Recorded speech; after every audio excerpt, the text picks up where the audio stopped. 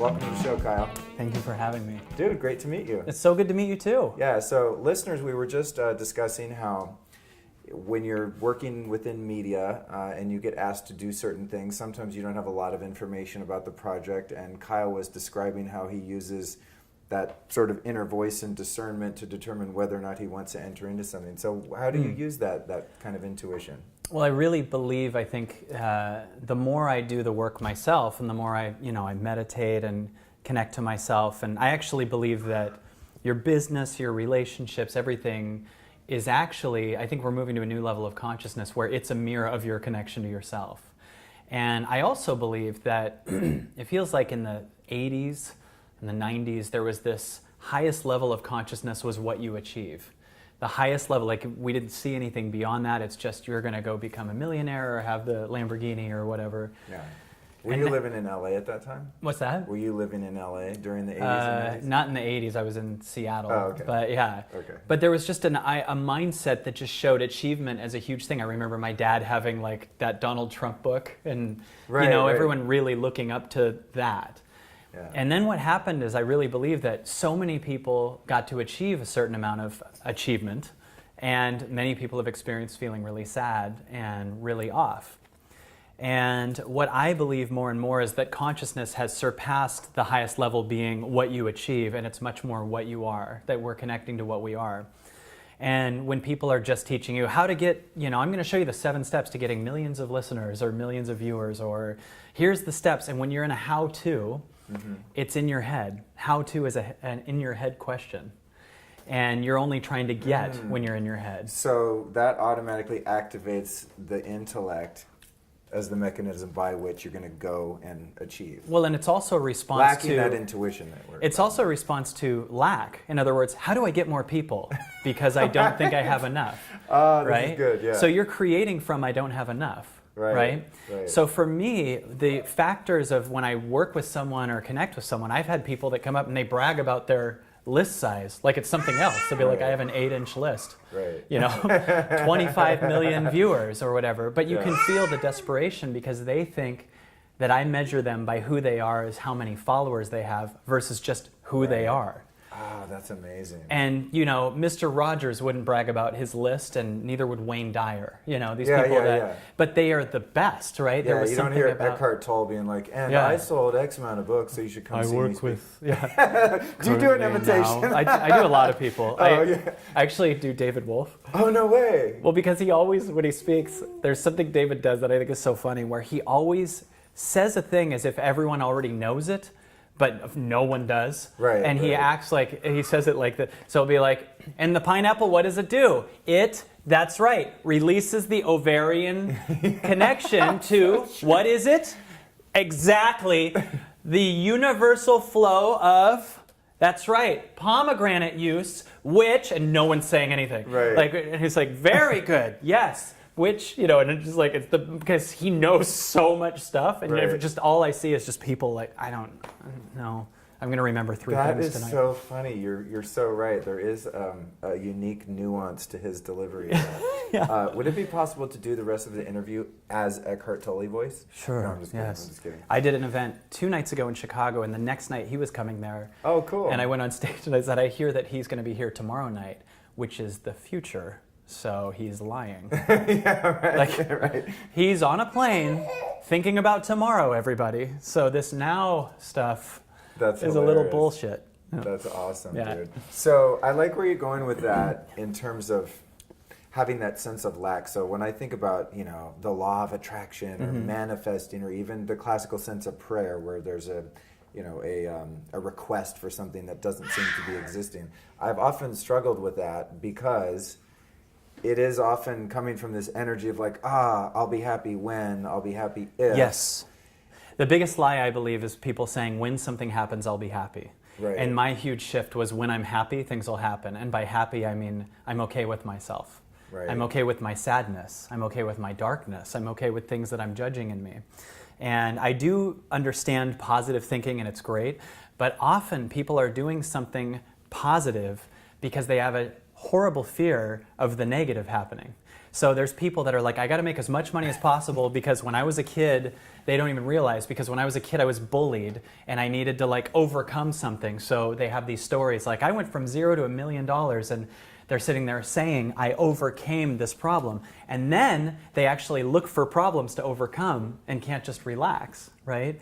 So I believe more and more that we're sitting here going, there's this positive thing that we're trying to think, which is great, but how do we know the negative's not better for us? Like, what if you get into a relationship and you're thinking positive and you know it's going to be perfect?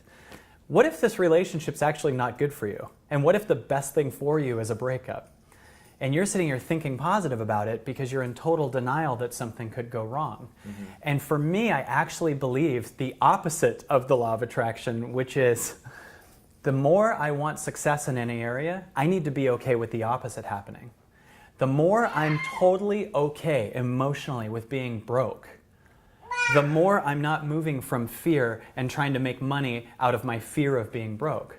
And I will access an actual passion in me that does something because it's my calling, not my rejection of what I don't want, right? Oh, that's awesome. And so many people, I think, are creating these, and that's where they actually create, how do I do this? Right. How? Because I'm scared to death to not have enough, or that I'm not going to be enough. So if you want the ultimate relationship, what if you're okay with being single? I don't mean aiming for being single, but what if you're just totally okay with you?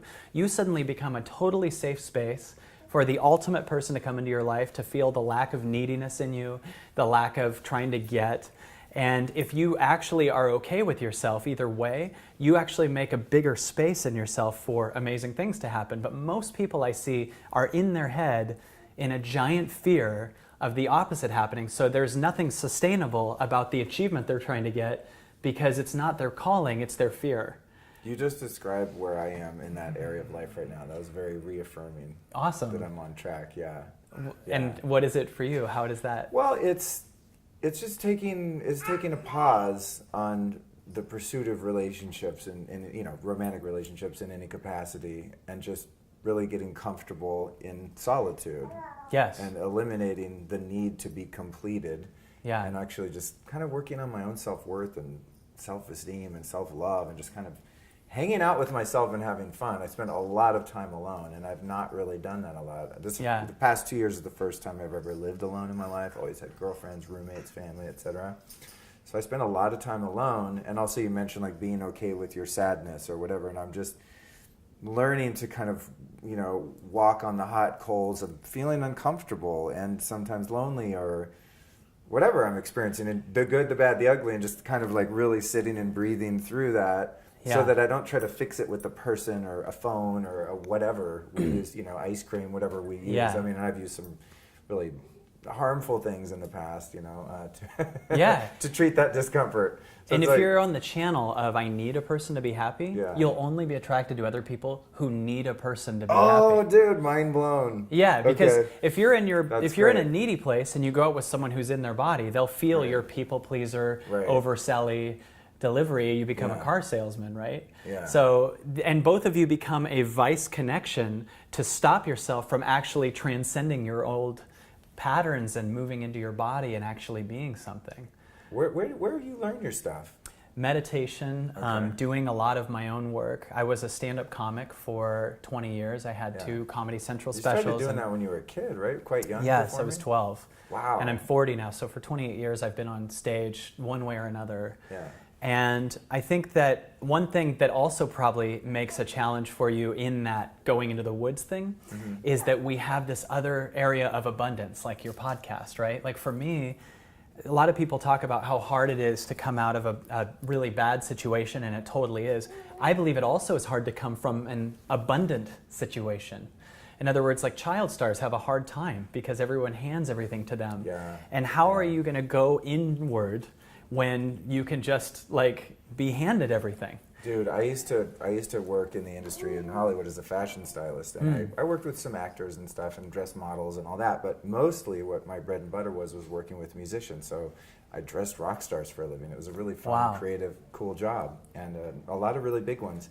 And what was interesting is the ones that had, because I obviously researched each band or artist that I worked with if I wasn't that familiar, and it seemed very consistent that the ones that had become successful young in life were really a pain in the ass to work with.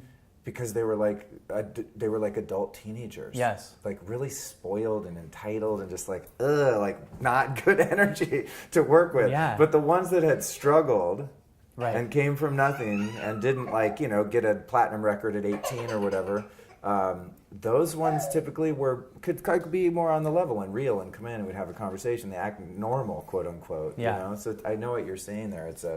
You get a skewed perception of reality, I think. Yes, and you've had no reason to actually learn something about yourself. Right. Like, I mean, yes, you learn who you are. I know for me, I did this for years. I'd done 2 teen movies that were big. There was 10 Things I Hate About You and Not Another Teen Movie. And then I had a Comedy Central career and did, 15 years of colleges and comedy clubs and had all the late night all kinds of stuff, right?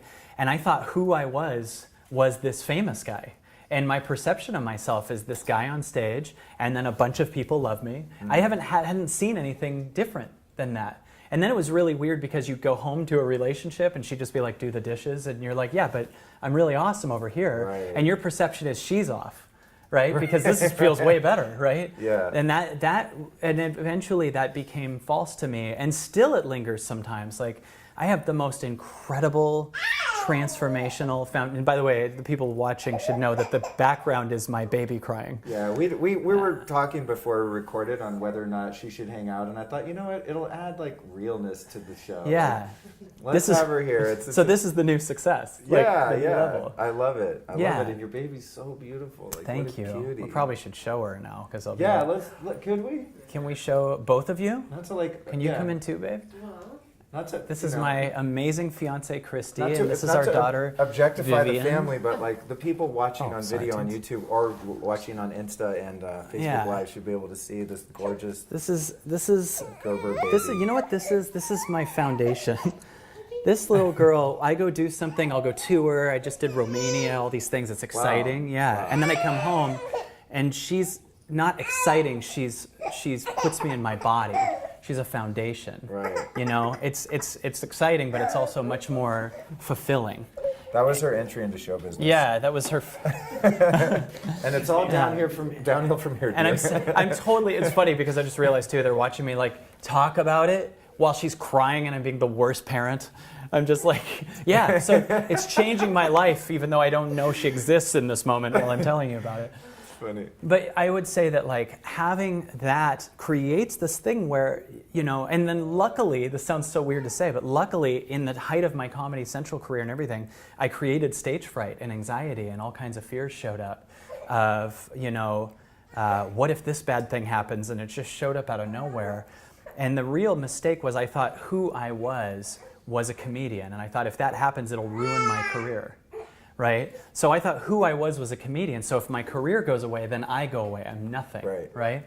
So this started the inner work that I needed to do because my life was falling apart and I thought who I was that life, those circumstances. Absolutely. And that put me into a very exciting meditation, inner work, transformational stage where I started really discovering I'm not my thoughts, what my truth is, and now I combine comedy and transformation. And don't do it in clubs anymore, I do it in theaters and stuff, but it's much more an expression of me. And it's not me mirroring my circumstances, going, what's the world want me to do? It's what's my soul want to do. And there was a moment where I was like, what if I combine comedy and transformation? And I remember thinking that and feeling that, and my mind went, no one's ever done that. And my body went, no one's ever done that. That's amazing. Like it's your own field. Like, Yeah. Maybe some people have done it their way and that's awesome, but there's something that was trying to come through and I had no mental evidence of this being a good idea, but I had feeling evidence. I know exactly what you mean. Yeah. It's back to the original question, like how do you feel out for, the 51% in the right direction kind of thing, like when you feel that pull or that subtle tug, I'm going to go this way. But what's interesting about that is what you do of combining a powerful, transformative message with comedy. I'm sure you've realized this on some level, but it's so genius because you're creating a state change in the audience that's making them receptive to learning and having an experiential type of of learning, rather than Yeah. oh, here's my PowerPoint lecture on enlightenment or whatever. Right. You know what I mean? Which would put them in their head because I'm doing it from memory. Yeah. You know what's trippy about it is I never know what I'm going to say. Every talk I do, and by the way, the longer I go, the better it gets. So we do 2-day events. Sometimes we're about to do a 6-day event even.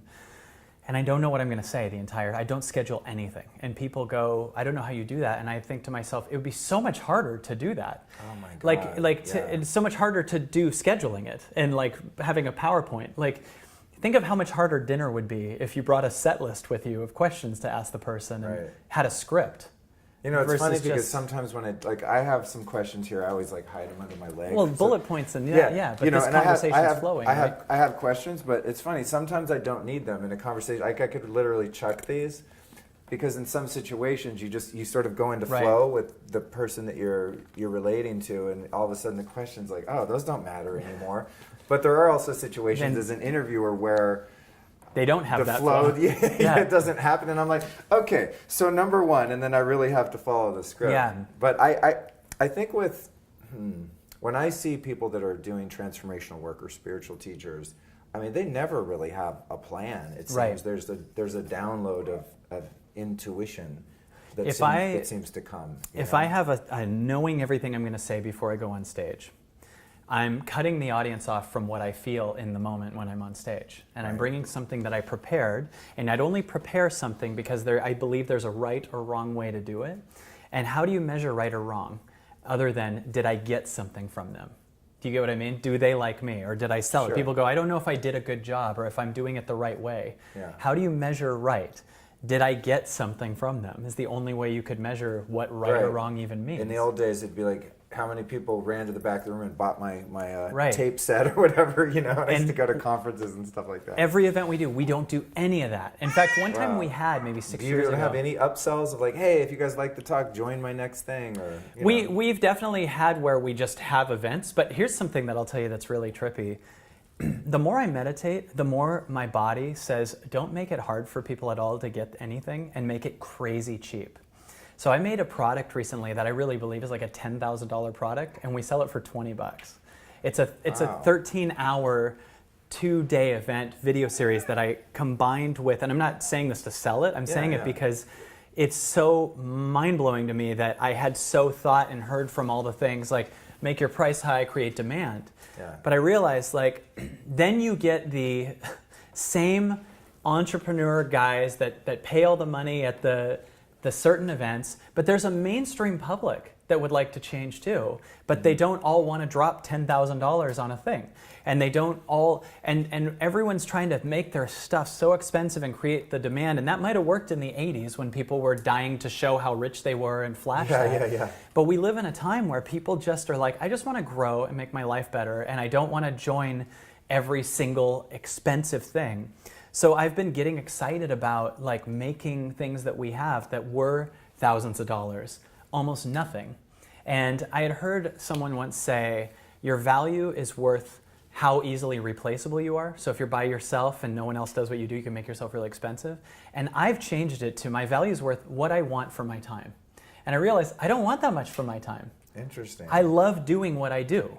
So why would I make myself $30,000 to have a one-on-one with someone? That's funny because I'm totally think, okay, I need to build my audience up so that my time gets more expensive until I can charge X amount of dollars to do anything at any given moment. Yeah, and I'll tell you something. But I'm also doing something that I've done for free for people and for myself for 21 years. Right. Or I guess 19 at the point I started doing this professionally. It's 2 years I've been doing this field. But let me ask you this. So what you do, when you're working with people or whatever, would you do it for $75 an hour?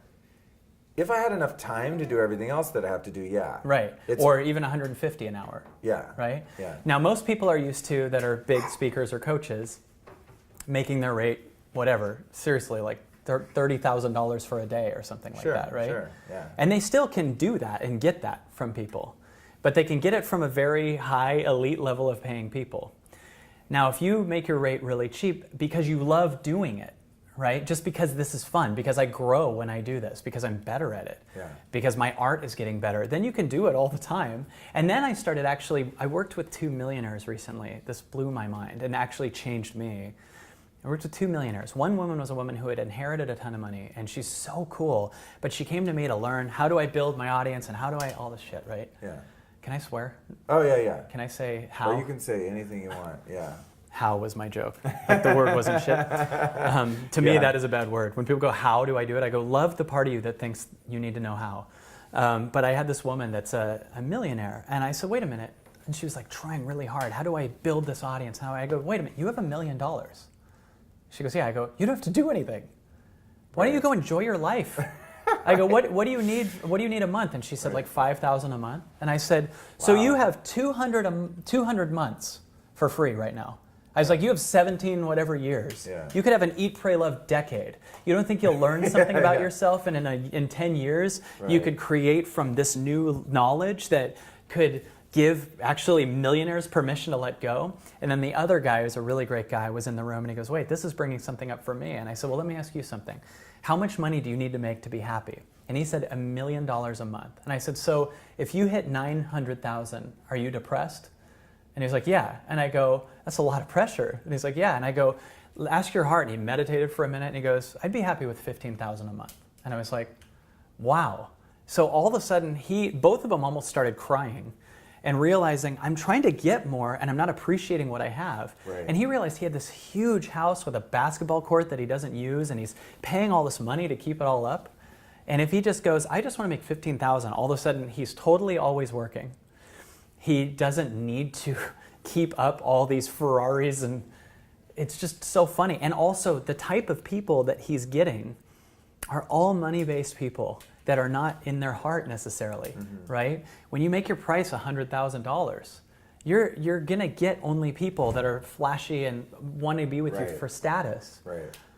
And when you go, I just want to create because I love what I do, you get to do it so much more, and not like it's like you're always working crazy. It's like, if you're a painter, you should be painting a lot, not just make it. I want 100,000 a painting, even if it's once every 3 months. Like, I resonate with that, and it's funny, doing a podcast is very much like that. I mean, I got to run my numbers now. I have paid advertisers, so during our interview, it'll be like, "Hey, have you heard about blah blah blah?" And I'll read an ad. Learn to make millions of. Yeah, I'm signing up. Usually, it's something I use, and so I believe in the companies that I work with. But you talk about a labor of love. I mean, I'm doing like 6 interviews a day down here, and it's a lot of work. But like, this is what I would just love to sit down and have a coffee with you. If you're just a normal civilian that doesn't have a following, it hasn't been on TV, you're just a cool guy, and these are the things that I would talk to you about in a meaningful conversation. Right. Because I can't stand small talk. It's such a waste of time. Me too, so much. It's just like, I want to get right into someone's heart and be like, what are you about as a spirit? And like, let's go there. And so I get to do that with an audience, and then, eventually it catches up, and now I make a few bucks on this thing. But when I started it, I wasn't like, okay, how can I make money off a podcast? That's why it became successful. I didn't even know you could make money until like 6 months in. I was like, shit, I'm dropping like $2,500, $3,000 a month out of pocket to produce this damn thing. I gotta like at least find a way to break even. Well, and if you are doing this from not how do I make money, you are bringing the most authentic you in, and then you're bringing not an audience who's going, how do I get rich as hell? You're bringing an audience who has a heart.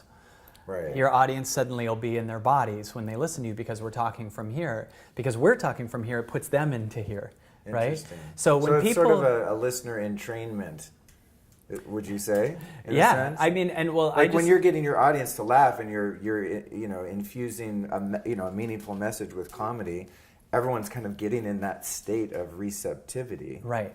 And so, yes, well, I believe that no matter sense. how good your PowerPoint is or how memorized it is, if you talk from memory, you will put the audience in their head.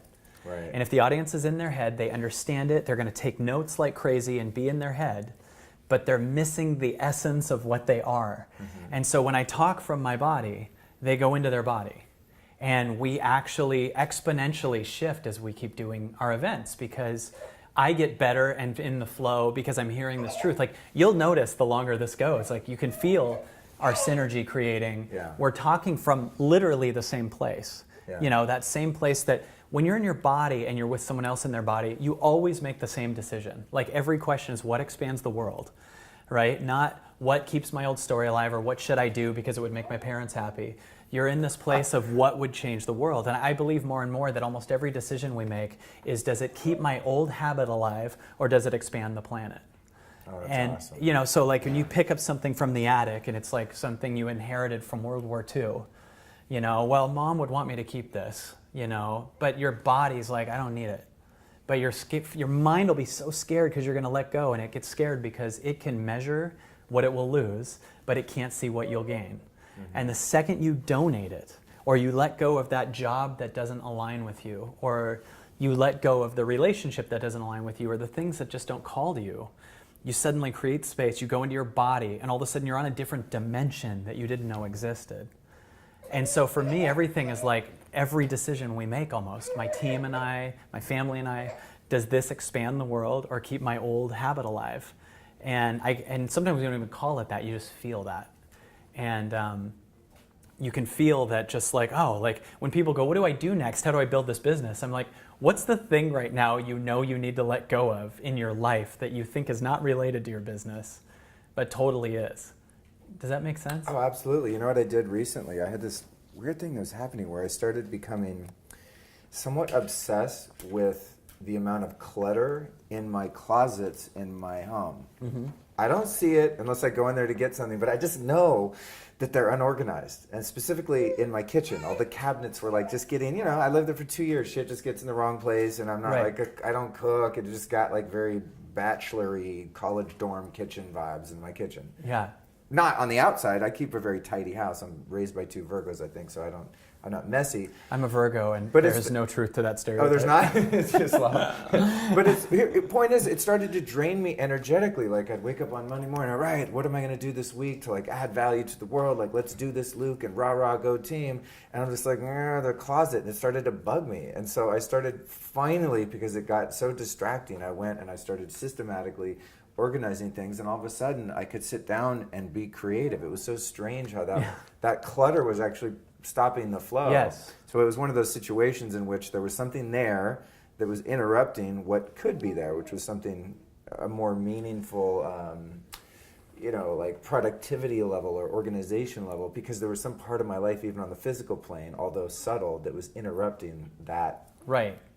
I believe that energy so much that people say to me, like, how do I get more present or more in the moment? And I go, you're not here to get more in the moment. You're here to remove the clutter that's distracting you from the infinite presence that you already are. Right. There is no moment to get to, but you can absolutely spend all day on Facebook and be caught distracted by some scandal or what Trump said or whatever, and be in your head and think that this movie that one of the biggest reasons we stress is we try to control things we can't control and don't control what we can.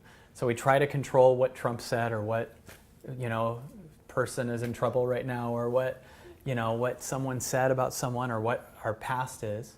And we sit here like crazy, like football, like we're trying to control, like we're mad because this group of guys, not really from this city, just lost to this group of guys. But not bro, really from that's this my city. team. What does that mean? I've never been into sports, probably because I was not really good at it, and I was skinny and awkward and smoked too much weed as a kid, so I just sucked at sports. But literally, like, I tried to play basketball, I'd be all high and fall down. It was a disaster. But I've always thought it's funny that people are like, oh, we lost today. And I'm like, we lost? You didn't do shit. You're sitting on the couch eating Doritos. You know? Yeah, if you paid money to be at that game, you're not part of that we. Right. So it's like going to the movie Titanic and leaving and going, we drowned. That's funny. No, you didn't drown. Leonardo DiCaprio drowned. Yeah. He drowned in cash. He drowned. It was him that drowned in the Titanic. That's Leonardo funny. So I like the metaphor you're bringing here, because it took me years to arrive at this, that, so let's just use the G word, like God or presence, universe, whatever, is there. It's a thing that is, like, the way I look at it is there's literally nothing you can experience that's not God. So It's not like I have to go look in the nooks and crannies of the universe to find God. It's like, no, I have to get the stuff out of the way that's blocking my ability to experience that, which could be trauma, anger, jealousy, envy, anxiety, depression. I believe it's Whatever. all stuff that you're trying to do to avoid losing your love from your parents from when you were a kid. Damn. So, like, to give you an Unpack example. that. Yeah. That's good. Well, think about this. If this is an analogy I use on stage sometimes, but if we went to another planet right now, let's say we go to another planet, and we're each suddenly set up with two 20-foot tall green aliens, and they don't speak English, and we're there with them for 20 years, okay? And let's say the first alien comes home totally drunk, and he's screaming, rah, rah, rah, rah, rah, and you start to speak out, and he yells at you once. So you start to go, okay, I better be quiet, because if I speak out, I get hurt. So you start to learn, don't make noise or don't speak out, whatever. Mm-hmm. Let's say the other one really loves it when you tap dance. And every time you tap dance, that alien's like showing the other aliens, and they're like, ah. So for 20 years, you learn, I won't get hurt if I stay quiet and I tap dance. And for everyone else, we've had 2 different aliens, so whatever it is, or some people 4 aliens, or 1, or whatever. Then you go out to the rest of the planet, and you're tap dancing and staying quiet, and none of those aliens care. They're like, I don't even like tap dancing. Why are you? Right. And you're sitting here trying to avoid getting hurt by these people that aren't your parents, but you've practiced for 20 years that I get love for achieving. My dad only likes it when I go to college or I make this much money. Or my mom, really doesn't like it when I speak out and be who I am. Whatever it is, right? That's us. We're just this collection of shit that believes that who we are is this old story. And what I love about being and meditating and what I do as I sit and connect with myself is now for the first time, I get to be that space of love for the little me that didn't get love from my parents for a certain thing. So whenever we're scared to be something, our unconscious belief is we'll lose love if we do that thing or we don't do that thing. And so whenever anyone says how about anything, I know that there's an underlying question that they're scared of that they don't know exists that needs to come up and be seen and accepted. So when someone says, how do I make enough money? Because they have a belief that I'm not enough if I'm broke. So what if instead of having the how, we look under it? I'm asking that question because under it, I believe that I'm going to go broke.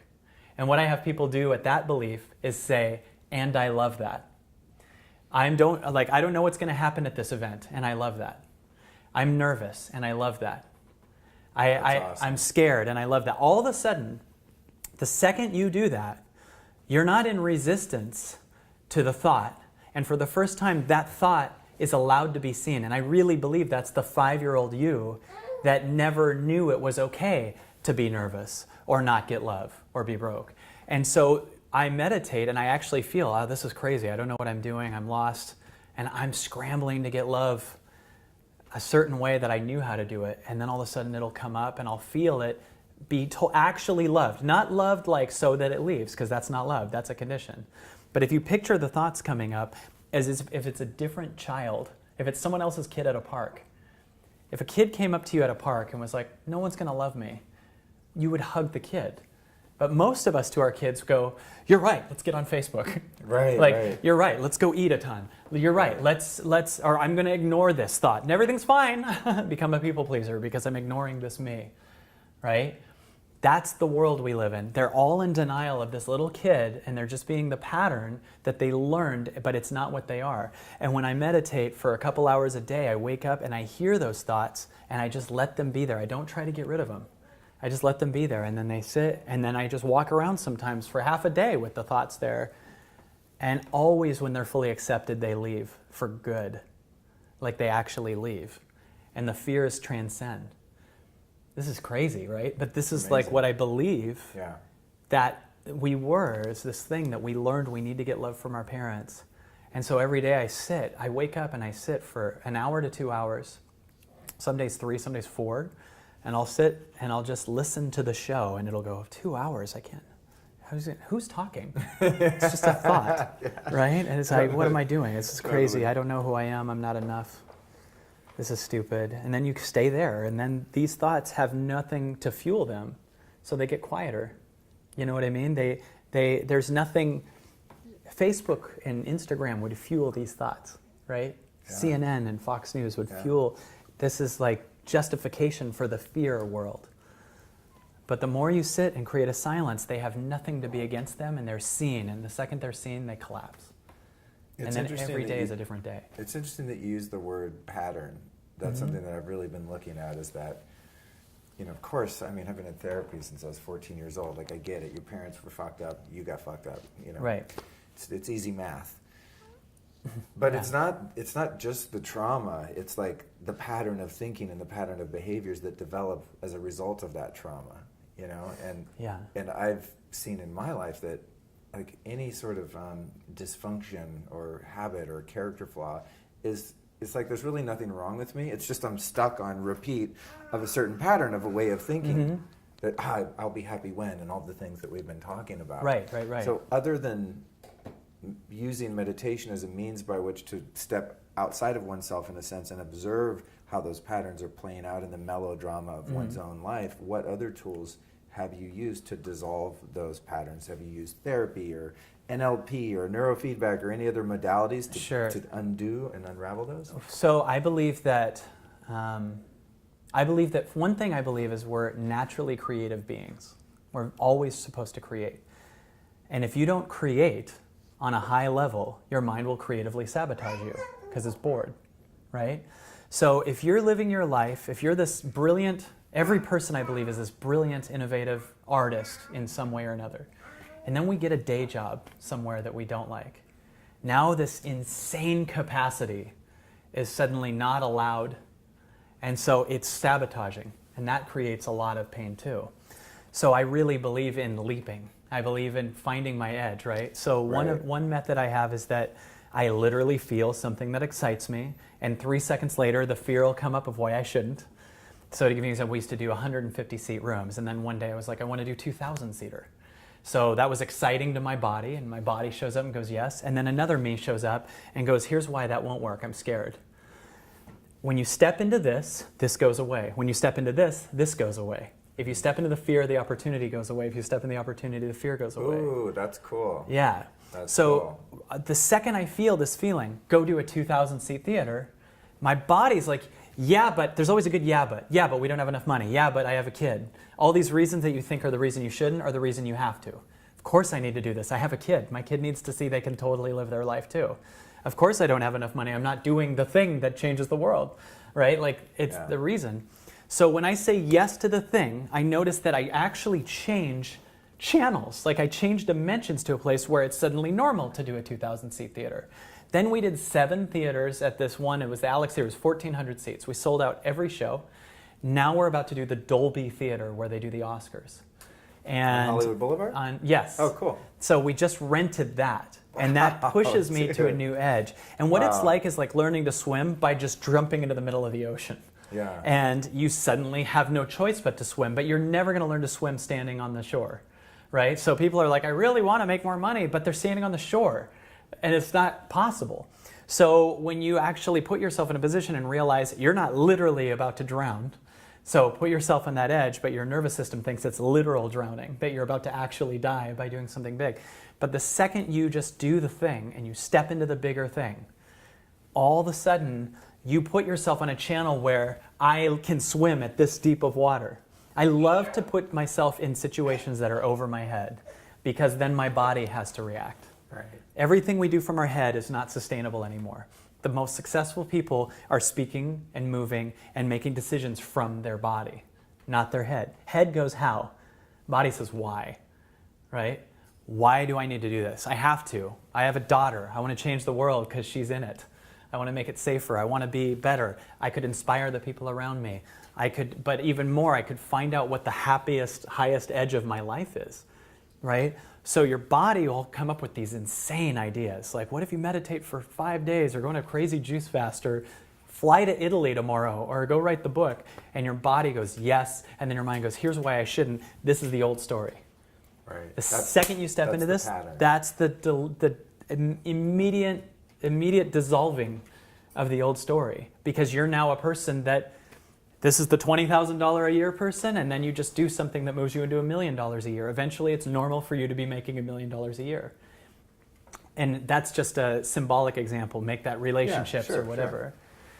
But we're here to change channels and go to a higher channel where it's normal for those amazing things to happen for us. Not exciting.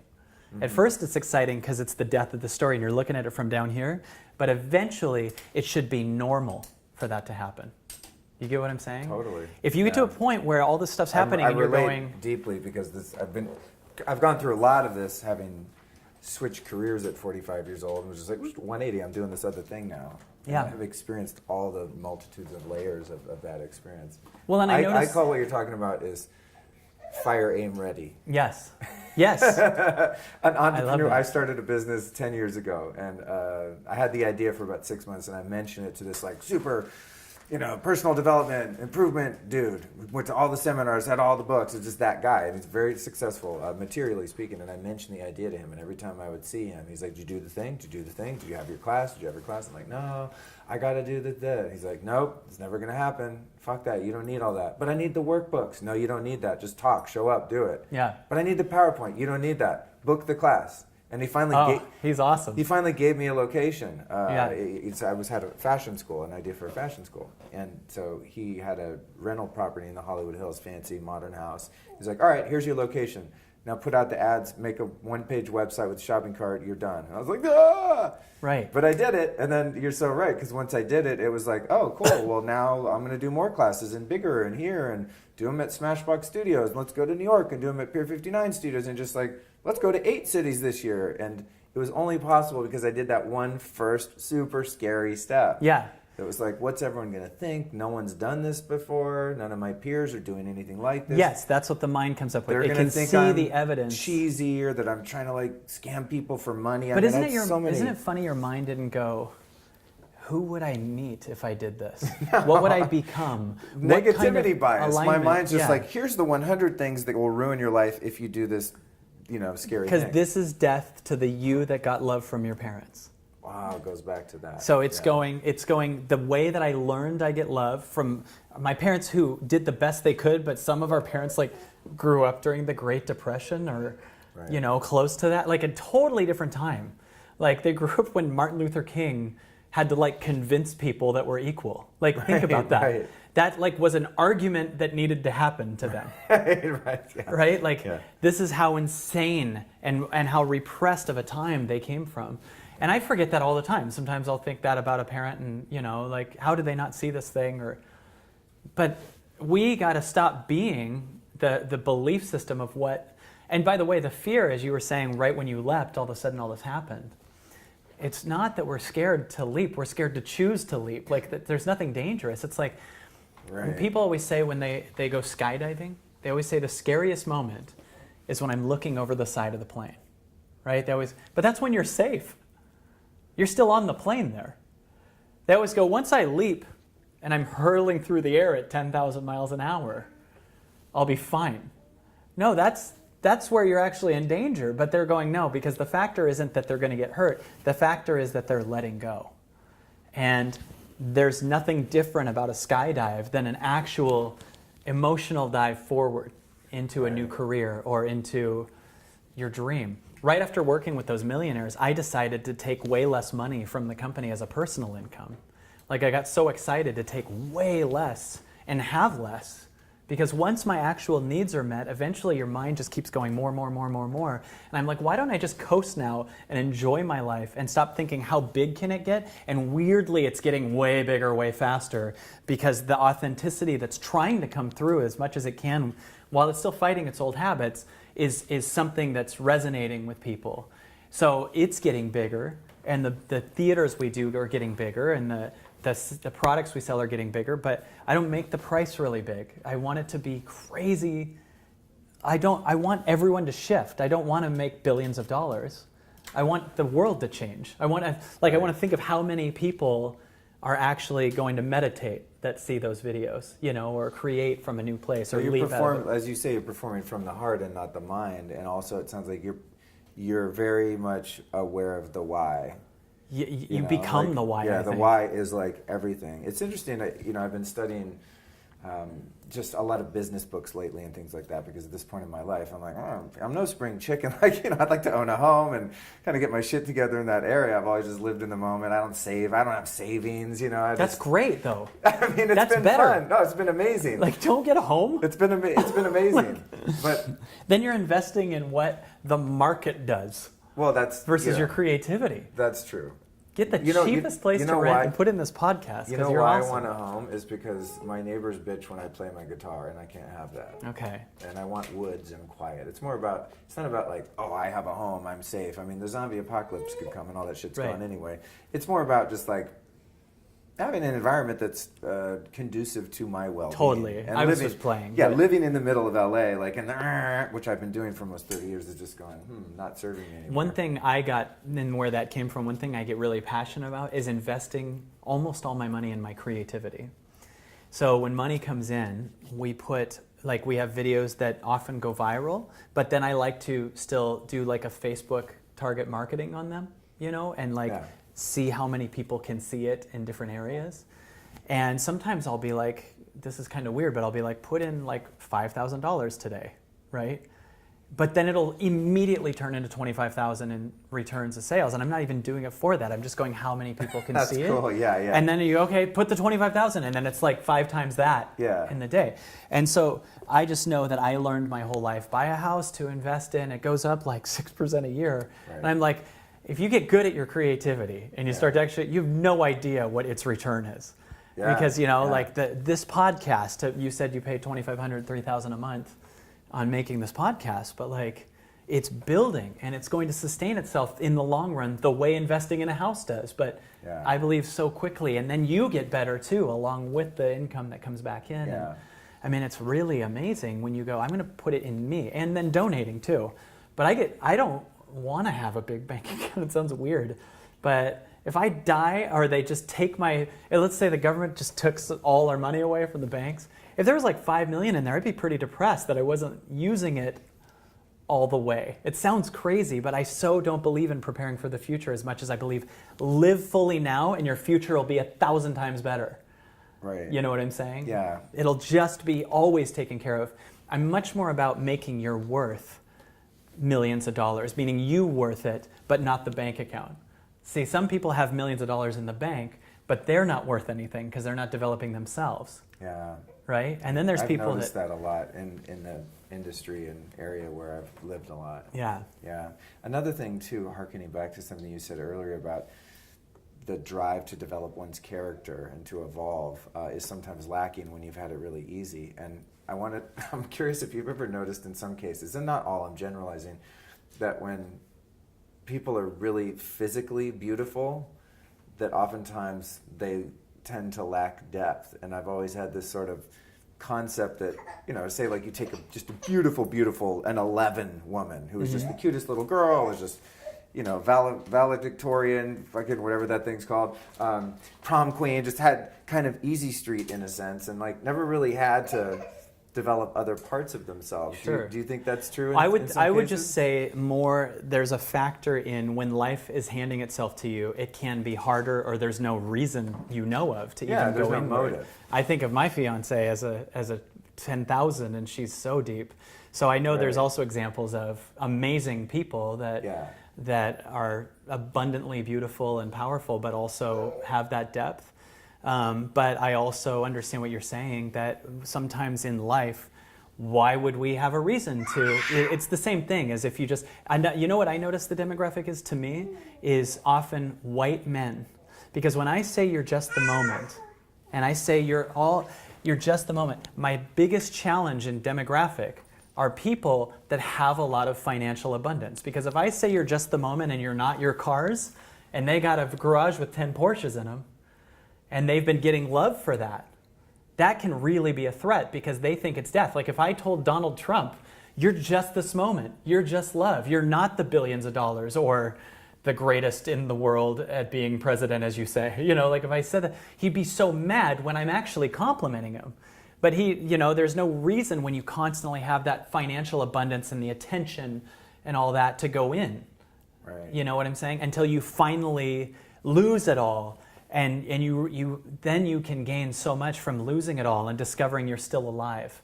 Because most people think if I lose it all, unconsciously they know that's ridiculous in their mind, but their nervous system thinks I'm dead if I'm not loved by everyone or richer than shit or the most beautiful person in the world. So some people, yes, think they're their money. Some people think they're their bodies or their looks, and that can bring in methods to keep it there, like plastic surgery or desperate, over-exercising or whatever. There can be all kinds of stuff, but that's because you're trying to save something that you think is what you are. Yeah. And your problem is not that that's falling apart. Your problem is you believe that that's you.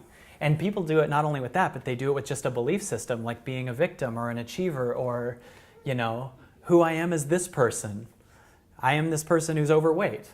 So as you've become less identified with, say, I'm this famous comedian, I'm a guy that's on TV, I'm an actor, I'm in this, I'm in that, or the car you drive, or whatever your family's religion, or whatever you've been kind of on the material plane, so to speak, identified with, as you've become more the witness of that phenomenon, have you found that you've become increasingly less susceptible to criticism professionally? It shows up, but trolling less. And, how do you deal with people not liking your work and thinking you suck, or Hollywood going, what are you doing? Like, what's this thing? And well, there's a line in the movie Adaptation that changed my life because I had to deal with it big time because I was a comic and comics are cynical. So all my peers, when I became a transformational speaker, thought I became a crazy cult leader and said I must be a Scientologist and I'm scamming people. I sense that might have been an issue, Yeah, because that the comics job is to call bullshit on everything. So a huge experience of my life was having to face that almost all my peers, the ones I really respected even, just turned on me and decided to make me this villain without knowing that I wasn't making money doing what I was doing, but I started teaching transformational stuff to comics and kind of became this motivational guy. And it was just like Kyle's like teaching these landmark-esque Scientology things or whatever. And I'm like, no, I'm just trying to speak my truth. Yeah. But that was the best thing that ever happened to me. It really was one of the best things. I would say it's third, looking at my family. But to have to face something that's beyond what you control causes you to have to release control. And the second you release control, you start to see, I'm not here to control all this stuff. That was when I also lost control of my mind. And then my mind would have these thoughts of how it's going to save and fix this problem, or these comics are saying this about me. This was like 8 years ago, but my mind was like, do this, do this, do this. And at one point I realized I'm sitting in a hotel and I'm safe and my mind is saving my life all day and it's in its own world and I'm fine. And that was when I discovered I'm not my thoughts. That was like the moment. Right. And so life shifted to this line from a movie, an adaptation, which is you are what you love, not what loves you.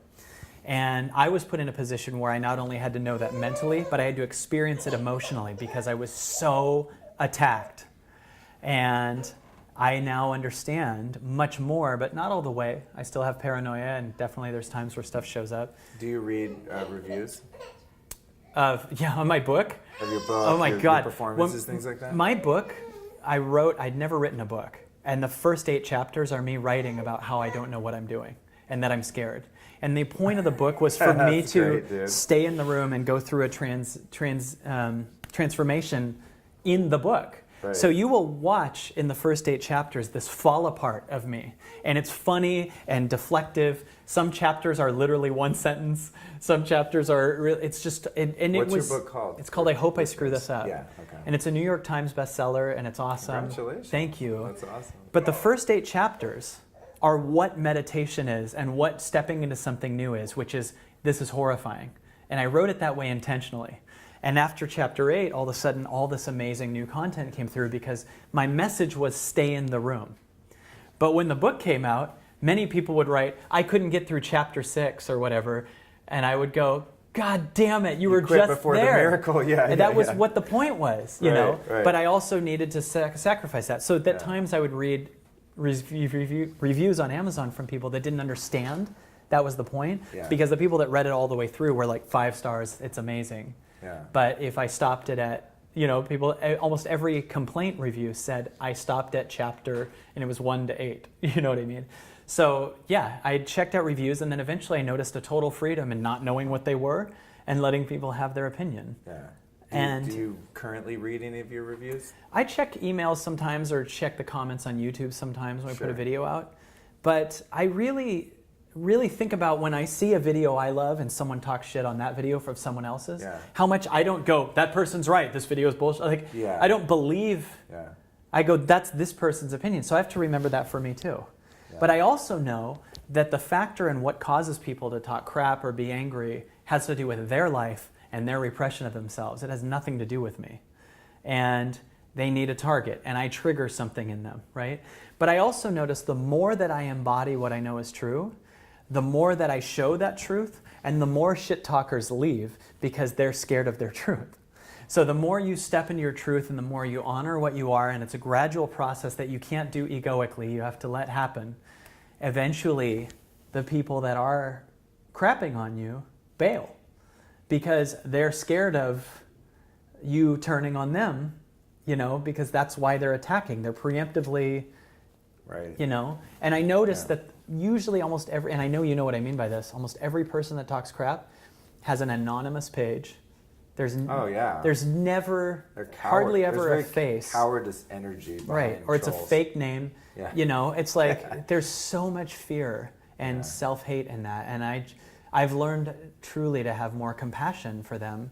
Definitely there's still egoic things that show up and want to prove a point every once in a while, but it's very small now, and it's growing to truth that it's okay, I'm going to do what I do. That's cool. Yeah. Have you experienced that the more you get into alignment with your higher purpose through your work, that that it becomes easier to be more vulnerable and authentic? Like it's this sort of self-perpetuating ability to just go, wow, I'm getting more and more real, and it keeps feeling safer and safer.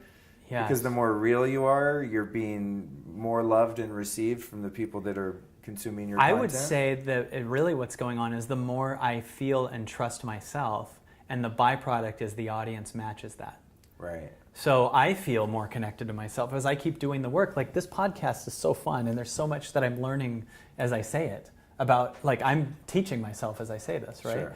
I'm having these revelations, and we're talking from a real place that sees these ideas and these possibilities and feels safer and feels more permission, and then I feel that embodiment in me, and then weirdly the audience kind of raises a channel too and matches that, and I really believe the love you get outside is matching the love you're feeling inside. It really is.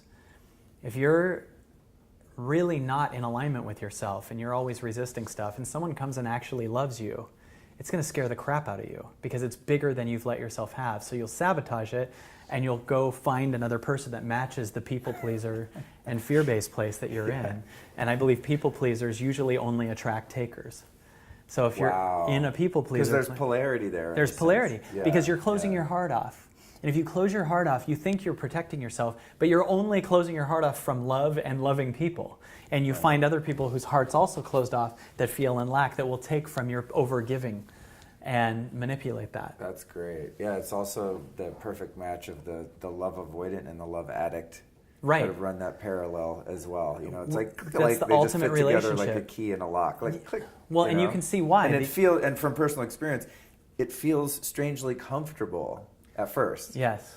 Because what created, so a love avoidant, what would create someone to be love avoidant?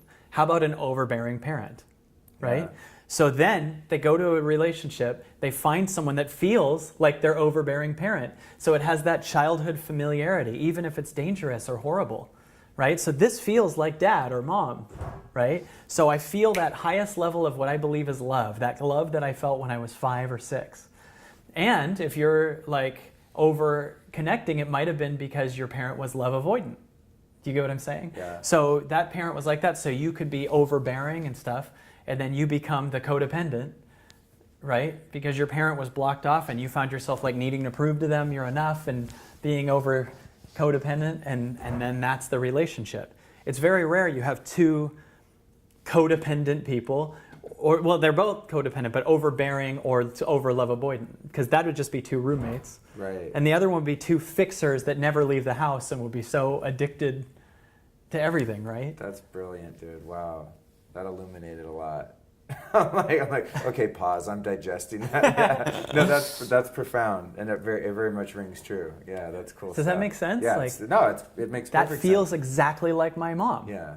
I mean, God, I remember when I was a kid, my mom used to play Motown music for me, and it was Me too. Yeah. Yeah, a lot of Marvin Gaye. Yes, me Yeah. too. Marvin Gaye, The Yeah. Temptations, like that was the That's Jackson cool. 5. Wow, we're lucky. Huh? Yeah, right. Really, we are. I love my mom. My mom passed away last year, and I miss her so much. She actually, it just killed me because she died 6 weeks before my daughter was born. Oh. And her whole life was she wanted to be a grandma, and she just missed it. Oh, and man, that's too bad. and it was a big lesson for me as a side note, because I said I really believe that no one ever breaks your heart, but they break your expectations. And by breaking your expectations, they get you closer to your heart. And I had this expectation that I was going to enjoy my daughter with my mom. And then she died, and that killed the part of me that was going to enjoy my daughter through my mom. And I all of a sudden, actually, the byproduct of that is I'm more of a direct parent for her. I actually think I'm going to be a better parent because I'm not doing that thing like when you watch a movie you've seen a million times to show someone else, but you deep down don't want to watch it. This is like, I'm not going to have this relationship with my daughter based on, Mom, look at what she did. Mom, aren't I great? She did this. Mom, aren't... Oh, right. She died, which was horrible. I'd much rather her be here. But oh my God, I cried out so much and felt so much and grew up because the same part of me that wanted her approval also died. And I felt it leave, and it's changed me. And I feel like I'm a better dad than I would have been. And I see that, yeah. Yeah, that makes sense. You know what I mean? Like, Totally. How many yeah. times have you watched a movie you've seen because you're showing a new person you're dating, showing a new person that you're dating, you know, that movie, and you're going, you haven't seen Back to the Future, and then you're halfway through it, and you're like, I've seen this movie so many times. What am I doing?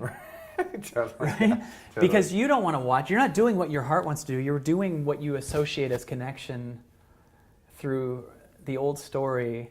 And that's what I think I was about to create if my mom was still here. Interesting. I'd much rather her be here still. Of course. But it was huge. But what I was going to say is she played Motown music for me. And then I remember in my 20s only liking women that liked Motown. Like, I'd get in the car, all the girl had to say is, oh, I love The Temptations. I'd be like in love with her. Right. Then I learned this pattern, and all of a sudden I hated anyone who liked Motown. Like, that's my mind fixing it and going to the other way. Right. Fine, no Motown for me, you know. And then she'd be like, I love Motown. I'm like, ugh, you just are like trying to be like my mom, you know, whatever. Yeah. And it's so funny versus like understanding there's a soul under it that actually has different criteria for who they want to be with. And wow. yeah. Awesome, dude. You're a cool guy, man. You too, Thank you my so friend. much for sitting down with me. It feels good. This felt like a good We got to interview. get you on stage. So, Yes. So hopefully, I'm performing in a minute, aren't I? Yeah, in front of a couple thousand people. So Well, thank you for warming me up. Yeah, right. You know? Yeah. Isn't it? It's I when I go speak somewhere, I usually will call a couple friends on the way there to kind of get myself in a talkative state. Because I can't just walk into a place having just been sort of alone all day doing my thing, working, meditating, and then walk in like, hey, I need to sort of exercise that. So hopefully we had that effect. So you've taught me a lot today, Kyle. I thank you so much. Thank you. I'd love to recommend to our listeners 3 teachers or teachings that have influenced you in a profound way. If you could point us upstream at someone they might go learn from as well. Well, one teaching that I just really loved was what Wayne Dyer said about when you think you are the thing, that if it goes away, then you go away. It was a huge one for me. Wayne Dyer is one of my favorite teachers of all time. Michael Beckwith is such a hero to me. When I got out of comedy and went to Agape the first time, I really felt seen and discovered a new world, and I really love Michael Beckwith. I think he's such a good person, and it just means a lot to me. And I would say the third teacher that I love so much is my daughter Vivian, because she reminds me to feel fully. You know, she cries when she wants to, and everyone still loves her.